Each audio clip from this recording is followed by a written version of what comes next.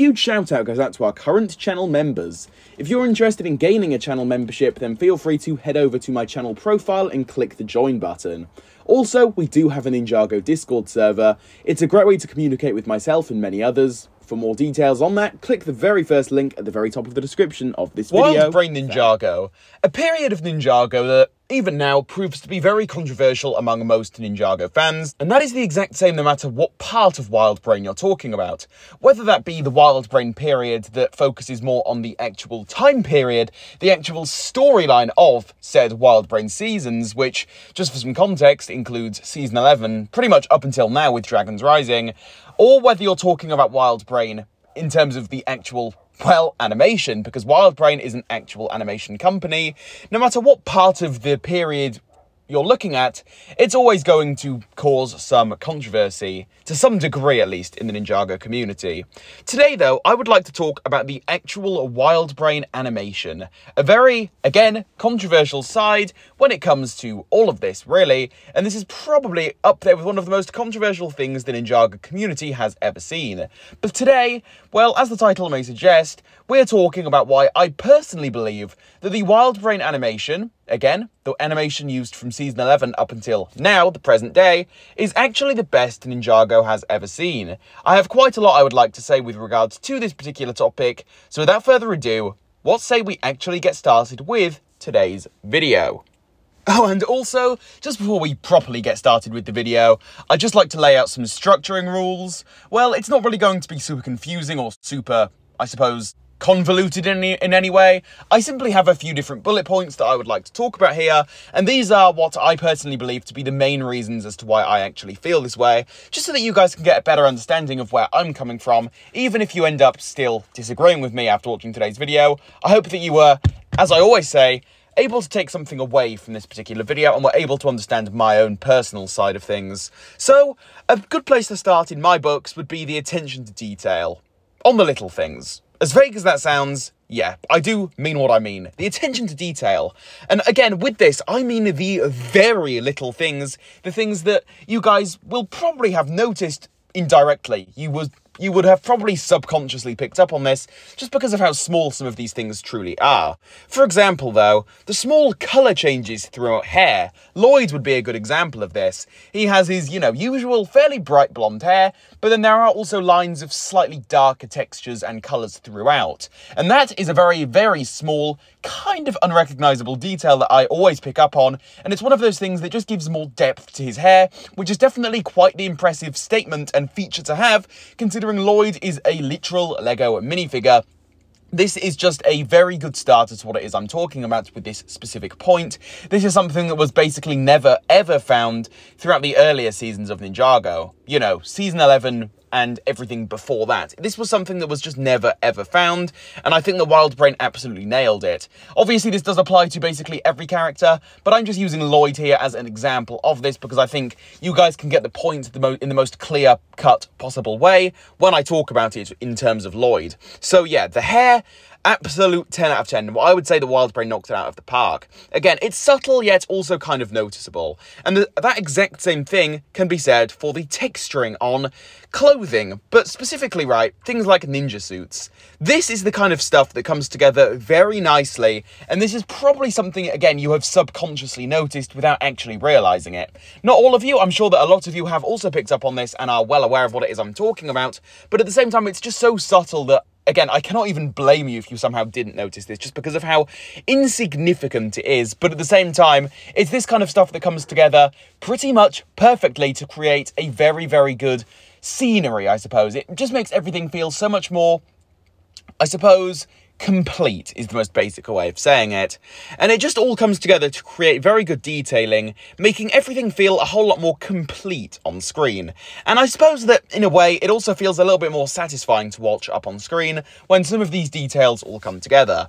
That is what I mean by attention to detail in regards to the Wildbrain era for Ninjago. It's things like the hair and also the actual texturing and small patterns and whatnot on a different clothing. Whether that's, again, the small patterns on the ninja suits, or whether it's just the detailing of specific threads of, cotton, I suppose, on actual clothing, just for citizens in Ninjago. It all comes together to create a really wonderful looking effect.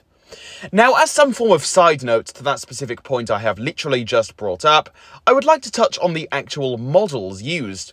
For example, though, in Crystalized, we saw a representation of actual sweat on the character models for the first time for the ninja as they were traversing through the harsh environment of the desert, which I suppose is something the ninja probably experience a whole lot considering they are, well, you know, ninja, out battling in all types of weather. Seeing this though, like actually physically seeing it on our screens, in my opinion, adds a whole lot more uniqueness to the specific scenes that this whole sweat idea was featured in. And it just makes the episode feel more, well, I don't even know how to explain, but the attention to detail just makes everything feel more complete, and is a whole lot more, well, simply better, in my opinion, especially considering stuff like this before simply never happened. Wildbrain seems to be the absolute master behind adding more flair and uniqueness to character models depending on the specific scenario that these character models are put through. In this case, though, traversing through the desert in extreme heat and having the sweat effect dripping down their faces. It may seem subtle, but when watching these episodes and comparing it to Ninjago Past, it really does come together to create a very nice effect. Seriously, it's exceptional in my personal opinion. Lighting is another big one here. Lighting has never really been truly bad throughout Ninjago's history, in my opinion, so I don't want to act like Wildbrain mastered it and everything before that in, like, the Will film era, for example, was terrible. But in Wildbrain, yeah, I would still definitely say that they truly nailed it. It's absolutely fantastic. I mean, let's just take Master of the Mountain, for example here. The lighting inside of the caves, which was basically all of the season, you know, the lighting throughout that particular scene and, you know, just in scenes, especially around the lava in said caves, it's almost like that bright, vibrant orange colour just perfectly reflects off of the character models, and I think that's great. And again, considering Master of the Mountain takes place almost exclusively in different dungeons and caves, places that don't have access to any form of sunlight, the lighting there feels kind of natural for an animated Lego show. It all comes together and slots together pretty much completely perfectly, and it's just great in my opinion. Again, lighting was never that big of a problem with Will film, but I would just say that Wildbrain managed to add their own unique smooth effect to it, its own flair, and in many ways it just is a whole lot more complete. It feels more refined, and I suppose that all in all, it does just provide a better viewing experience in that regard. And again, although I used Master of the Mountain as an example here, that doesn't mean that this wasn't also the case for other Wildbrain seasons. It was almost like Season 11 was slightly average with regards to this, but as the seasons picked up and moved forward, it's like they managed to refine and perfect this more and more, to the present day, where things are great. Again, Master of the Mountain was simply just an example because I think it has a very good, well, example of having things like that going on, but you could take Crystalized, for example, and with all of the dark, gloomy, purple skies, the lighting still managed to be very natural seeming. Like, if the sky outside me right now, where I am at recording, turned dark and purple, I feel as though it would be somewhat similar to that of how Wildbrain pictured it as, which I think is great. It adds a whole new level of real life to it, but it's not completely real life, you know. It still separates computer animated TV show to real life, and it balances that perfectly, and I think that is absolutely fantastic in my opinion. That is exactly what you want in an animated kids show. You want the perfect balance between things seeming almost too realistic and things seeming a little bit more cartoony in that regard, and I think that Wildbrain absolutely has that balance completely perfected. Smoothness all around, and also just with fight scenes, I suppose, is another absolutely huge one. It just wouldn't be a video talking about Wildbrain Ninjago if I for some reason simply didn't talk about this. They absolutely got this down. Everything in relation to character movements within Wildbrain Ninjago is simply perfect. It's good, it's smooth. I mean, take Cole versus the Skull Sorcerer, for example.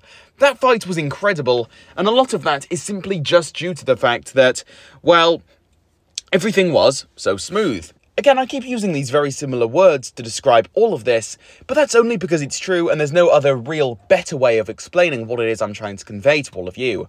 Again, everything is smoother, It's a whole lot more refined. Again, it's just simply superior in my opinion, and it all slots into place together perfectly to create some truly stunning shots and moments up on screen. So overall, yes, the smoothness, everything is more refined, and that isn't just for fight scenes either. This goes for everything. The way the character models, I don't know, walk, for example, the way they just move in general. It doesn't have to be fighting or in any form of choreography, but just the way things are, again, conveyed. Any possible character movements are better, in my personal opinion, and feel a whole lot more natural in comparison to that of Wheel Film. It does still feel like Lego, but at the same time there is definitely more human characteristics to it, if that makes any sense. So again, it's another case where Wildbrain, in my personal opinion, got the perfect balance here. Now, it is for these main reasons that I believe, at least, Wildbrain Ninjago is quite simply the best Ninjago animation we have ever seen. I know, this is definitely quite the controversial take, as I was trying to explain at the beginning of this video, but I have, legitimately stood by this for a long old while, and if you guys follow me on places like Twitter, you guys probably would already know that, and I definitely do not see this opinion ever changing in the future. Seriously, Wildbrain supremacy, Wildbrain is just the GOAT when it comes to Ninjago animation, in my personal opinion, and I'm not sure if any other animator can really come close to that. I don't know. But for now, Wildbrain will always take the cake, in my opinion, especially when compared to that of Wheel Film, in my opinion. With all of this being said though, I hope that you guys were able to understand what it was I was able to convey in today's video. That is always the message and the theme of these videos. You guys do not have to agree with me, but I just hope that you were able to see a different side of things. Or maybe if you did agree with me, I hope that you were able to maybe take something extra from what it is I'm talking about here, and were able to add this to your collection of why you personally like Wildbrain Ninjago seasons when it comes to the animation. Again though, hopefully you guys did all enjoy this one, but now that I'm done rambling on here, I turn it over to all of you now. Please, feel free to leave any of your own thoughts on absolutely all of this down below in that comment section. I would love to hear your own thoughts regarding this. As always though, if you did enjoy this video here, please do leave a like on it, subscribe to the channel for more, and hit that notification bell so that you behind the screen there, yes you there, I'm looking right at you, can keep up to date on all things Ninjago right here on the channel. And with all of this being said guys, I will catch you all very soon for a new video. Well, goodbye everybody, see you all very soon.